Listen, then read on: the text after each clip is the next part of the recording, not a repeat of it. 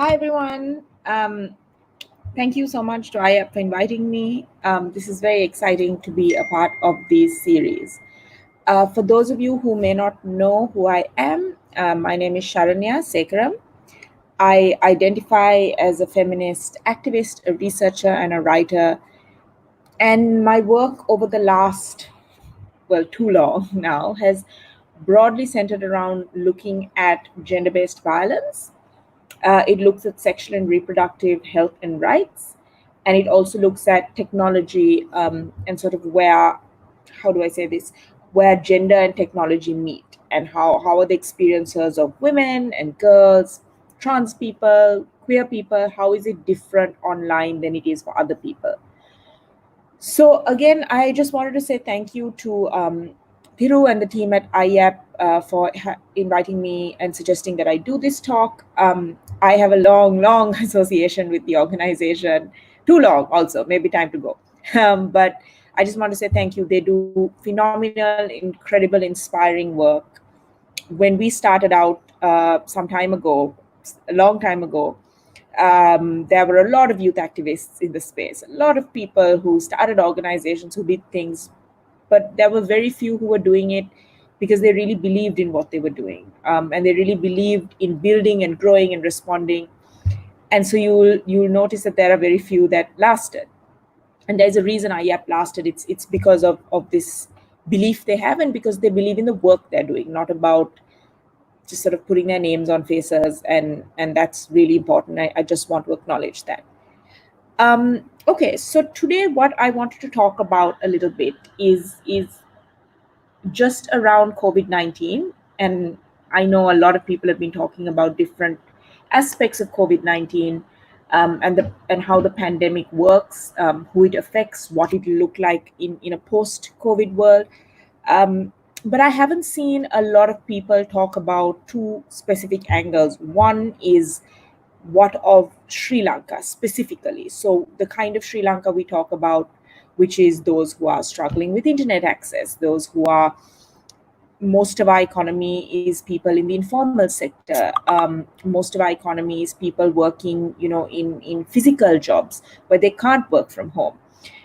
So how does all these sort of fancy webinars and corporate discussions translate to everybody else? And the second angle I felt I don't see a lot of people addressing is specifically the gendered nature or the gendered impacts of COVID. And I'll explain what I mean by gendered nature. So that's what I want to talk about. I wanted to make sure that what we said was rooted in a Sri Lankan reality. What does it mean to live here in this country in this time, and have different experiences? And what does it mean to be a non heterosexual cisgendered male? So, what does it mean to be a woman, a girl, a trans person, a queer person during COVID-19? And I'm going to focus primarily on women and girls, because that's an area I work on specifically, I'm most familiar with. But I also just want to acknowledge that it's not the same for children. Children experience this whole pandemic, this whole situation very differently. Trans people face it very differently. Queer people face it differently. And I'll talk a little bit about that in the different aspects we talk about. But I think that's really important to understand that not everyone has the same experiences with this pandemic, with this situation, as we do or as other people do. So that's what I wanted to talk about. On that note, what I will talk about is around four aspects, and four things I think we need to really think about and consider when we talk about COVID 19, when we talk about the pandemic, who is affected by the pandemic. And that's important because when we then craft solutions, when task forces create policy, or when government creates policy, or different government departments or private sector, or organizations like IAP create solutions or work with these situations, it's really important that we understand how different people respond differently. So, to go back to the first question that I raised, is gendered impacts of COVID. Now, what does that mean? What does it mean to say are we saying COVID has a gender? Are we saying that COVID is a gendered thing?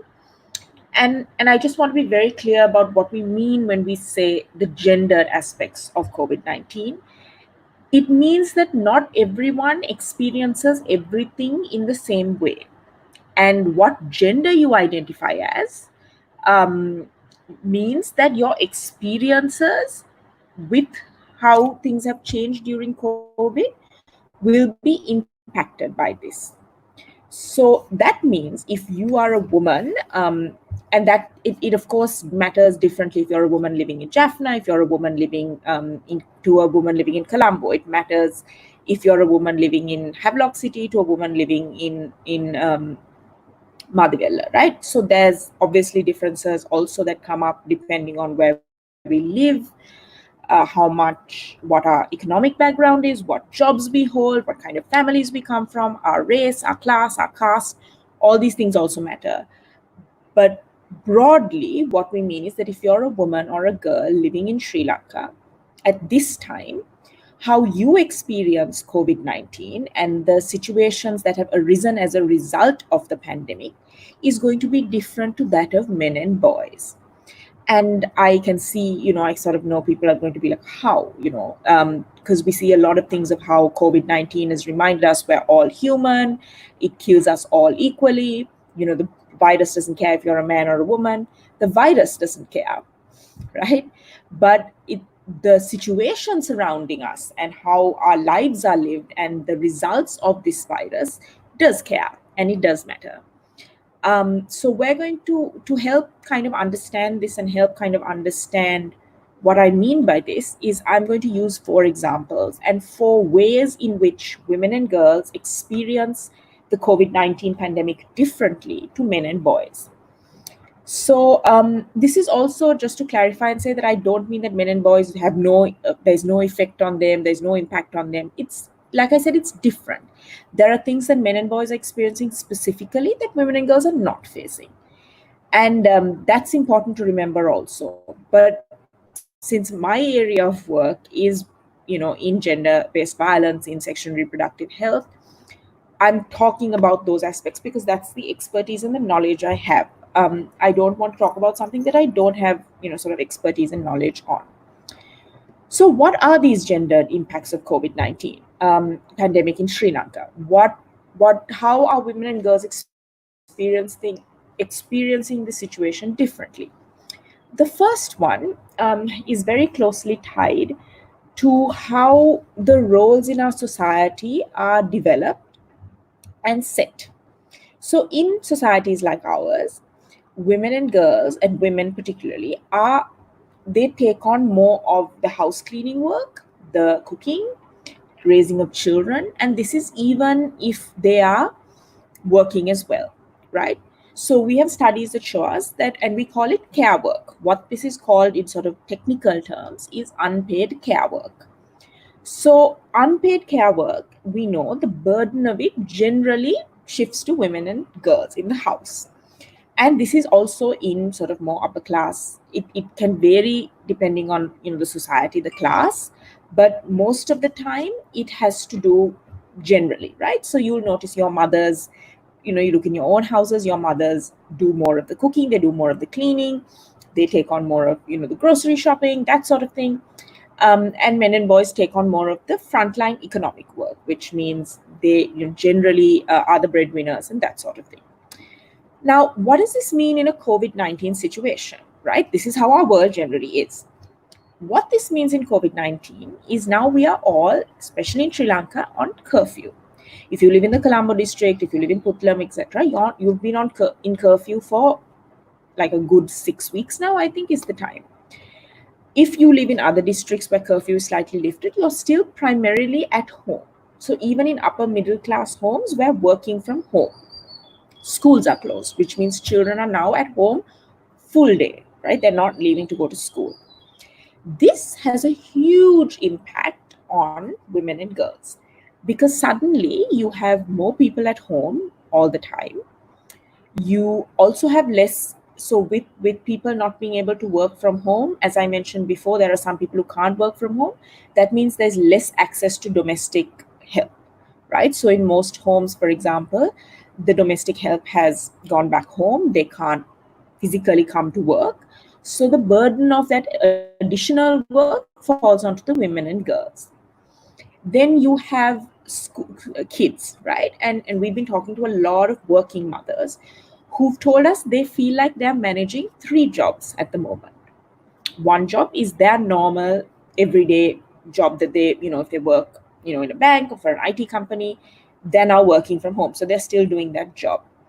The second job is they are now dealing with the household work with no domestic support. So if they've had, a domestic come in to do the cleaning or to do the cooking or to, help with the kids, now that support is no longer there for a lot of houses. So now they're also taking on the cooking, the cleaning, the washing, all of those things. And anybody who's run a home knows that that is a very, very difficult job, right? Because you're not only planning meals, you're sourcing the material, groceries for the meals. You have to wash the bathrooms, clean the house, mop it. You have to make sure everything is stocked. You have to make sure laundry is done, and laundry is a never ending, it never ends, right? You have to wash the plates, you have to, all of that is happening. And if you live in a home in the suburbs with a garden, you have to make sure the garden is trimmed. So all of that is there. So that's the second job they're taking on. The third job is now that of a full-time teacher, because prior to COVID-19, schools were open, children would go to schools, and the teachers would take on the responsibility of teaching. Now schools are closed, and they don't have a choice in the matter, and children are being sent at home work. Now the support system, because you're talking about young children, who the person taking on the support system to make sure the work is done, to make sure the school work is done, make sure children are following their timetables, is falling onto the mothers. So that's a huge impact COVID-19 has had, the pandemic has had on women and girls, or women specifically. They're taking on much more of a burden because now people are at home the full day, right? Earlier, even if you were you were a stay-at-home mother, your kids most likely would leave for school at some point. So you would have a few hours in the day to get other things done. Now everybody is in the house all of the time. And those of you who've been at home will know that suddenly we're eating a lot more. Cleaning has to happen a lot more. And there's nowhere to go, So that's a huge impact COVID-19 and us being at home has had on our women. The second thing is about people who work in informal settings. So we know in Sri Lanka that a large portion, as I mentioned, of our workers are not in the kind of office jobs that we see a lot of the panel discussions happening around. We know a lot of people are in informal sector, so as domestic workers. We know, and we know that a lot of people are also work as domestic workers in foreign countries, and this is the largest portion of our foreign income in this country. Now, the primary people who do this domestic work are women. So if you are a woman in employment, and you are most likely then employed in the informal sector where there is no appointment letter, there is no sick leave, there is no EPF, ETF, there's none of these things, right? So you also don't have the comforts that those of us working in the formal sector have. So, for example, the organization I work for, I work remotely, right? But the organization I work for locally, we can work from home, our salaries are still being deposited, our jobs are possible to do from home. For a lot of these women, if you're a domestic worker, you can't do your job from home. We know that women workers, so there was an article that came up yesterday, I think, in the Daily Mirror, which the first women's led trade union, the Working Women's Front, talked about how women were like 20% of the 20% of the plantation population are full-time estate workers.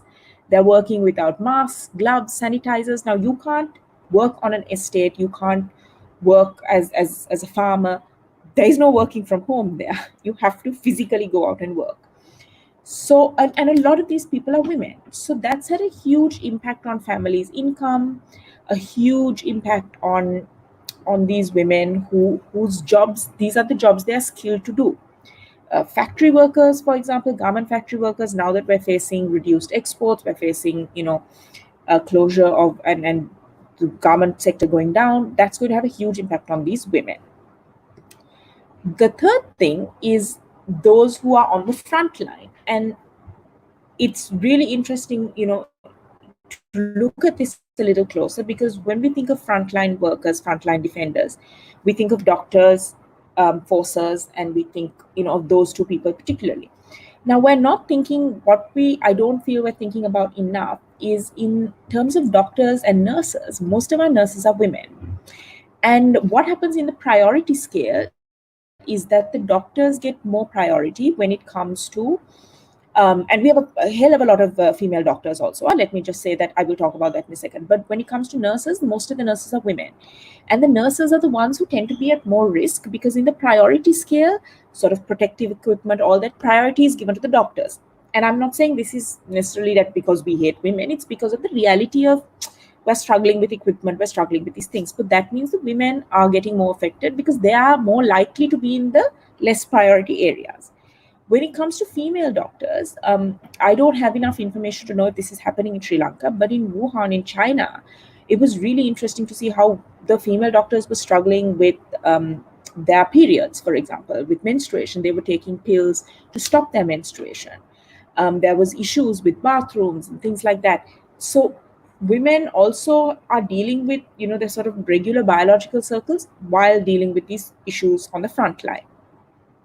It also doesn't help, I think, when high level government ministers make comments like all the doctors in Sri Lanka are going off and leaving their wives at home in worry, when there are so many women who are doctors who are going and fighting on the front lines, and we just don't acknowledge them and their struggles as well. The fourth thing, and the last thing, or the last aspect I want to talk about, is what we call essential services. Now, once curfew happened and the pandemic happened, countries went into curfew, they went into lockdown, whatever it is they went into, there was a lot of conversation about what is an essential service. And we've seen a lot of talk about, in Sri Lanka, we talked about access to gas cylinders, we talked about access to food. There's been debates about whether fast food restaurants or restaurants count as essential services. What I have noticed is hugely absent from the conversation is essential services that affect women specifically. One of these essential services is access to courts, access to police stations, because domestic violence goes up during a pandemic, and it's gone up in Sri Lanka. It's gone up significantly.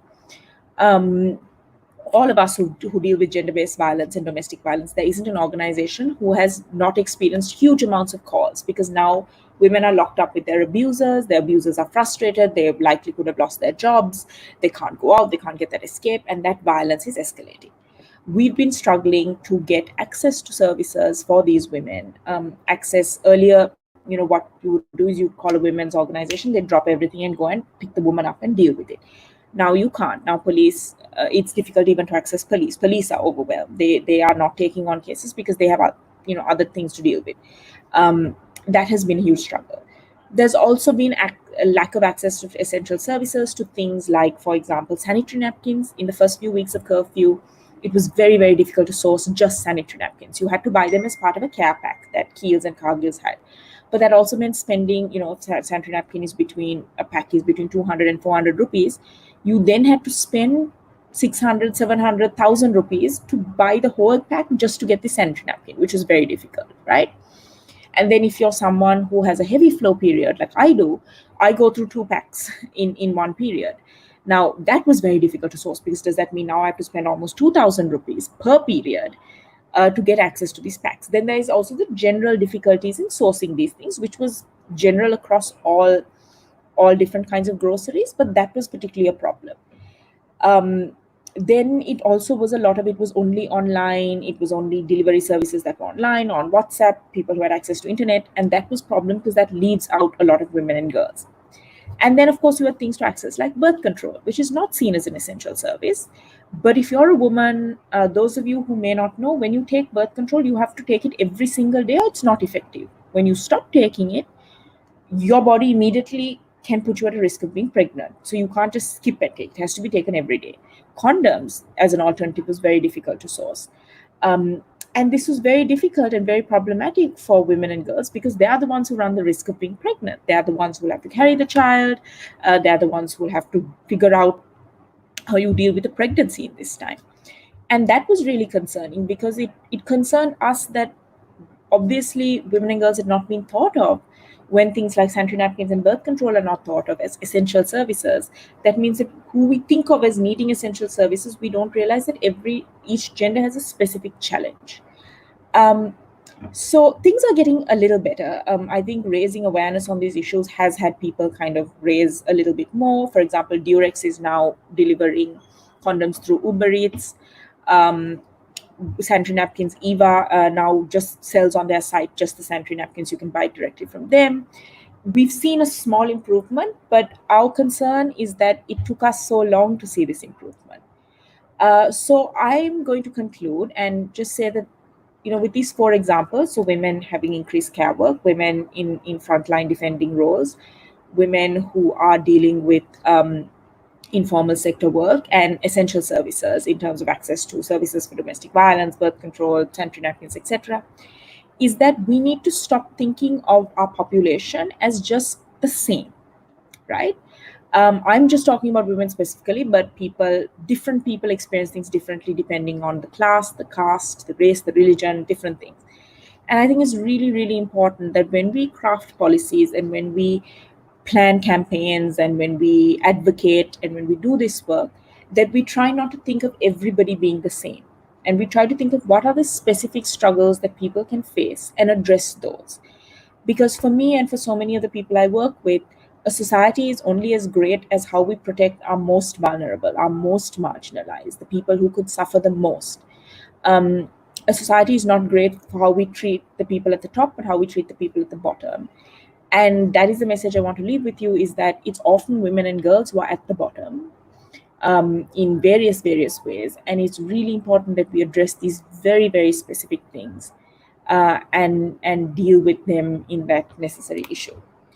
Thank you so much. If you have questions or you would like links to the resources I talked about, or links to the some facts and sort of research studies on this area, you can reach out to me. You can find me on Twitter. You can also follow us on bakamono.lk. We're on Twitter, Instagram, and Facebook. Thank you so much again to IAP and Thiru and his team for having me. And thank you very much for listening.